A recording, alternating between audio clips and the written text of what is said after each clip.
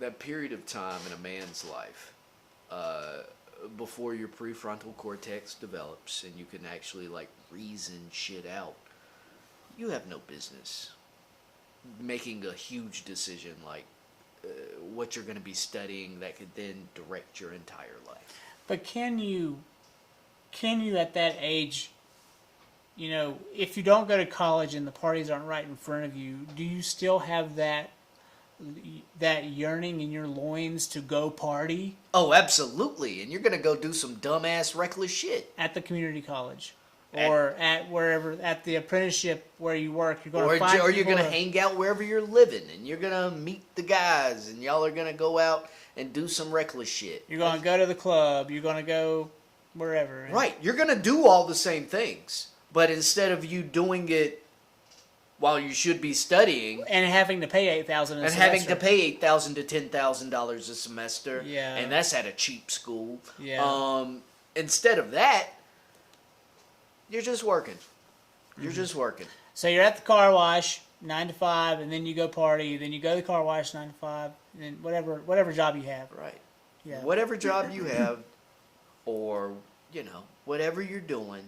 Just do that for a few years. I really think the trade, trades are the way to go. Well, I'm not sure about this, and I don't want to spend time looking it up, but I remember reading this article about people in Israel and how they have to go into the military before they can get their education. Right.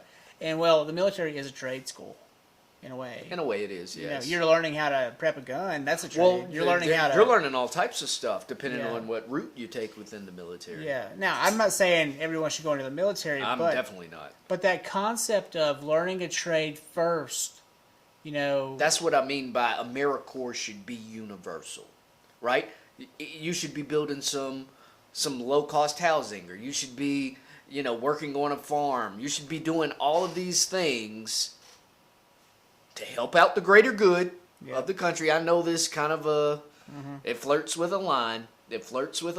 But if you're learning trades and skills at that age, and then at the end of it, maybe you've amassed, 4 or 5 things that you know how to do now. Now you go to school. You spent the time thinking about it. Right? And, I feel like the institution where our parents pay for our school, it created in me a sense of entitlement to that education. Shit, they didn't pay for mine, man. I went into debt. Well, my dad was like, I'm going to pay for your school because I want you to go to school. And he knew that if he didn't pay, I probably wasn't going to go. Right. Because I'm just, I'm stubborn and I don't like school. I just did not like school when I was in it. Why go 4 more years? Right. And I remember being a freshman and saying, I can do this without college. Story of my life. Yeah. But think about it this way. What if you had not gone to school, right, for 5, 6, 7 years, and then you discover, hey, I kind of like to do this. Yeah. Maybe I should go to school for it, right? It'd be even better if school was free.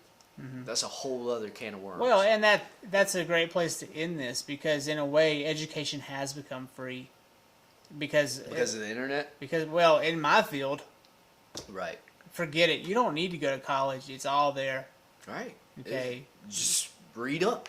You don't go to websites. You don't need to take a bunch of classes before you get into your classes. You don't need to sit there and take soccer for a semester to get 1 credit. You don't have to do that anymore. I took gymnastics and I hurt my damn neck by trying to do a backflip, and I wore a neck brace for 3 weeks. Thanks, Carolina. That's how it goes. Hey, any final thoughts before we go? Thanks for having me. It was cool just to bounce ideas and talk about the odds and ends. Well, I would say anybody in the production world, anybody who's an artist, figure out how to monetize your work. Don't give away your work. I know, posting on Instagram, doing TikTok videos, or posting up, Facebook Live or whatever you do. That's all well and good. Figure out how to monetize your art. Because it's coming from a place that is uniquely you. You should monetize it. That's a whole other bag of questions. I mean, how do you even start, Shit, it took me 30 some odd years to do it. I'm still trying, Yeah. Okay.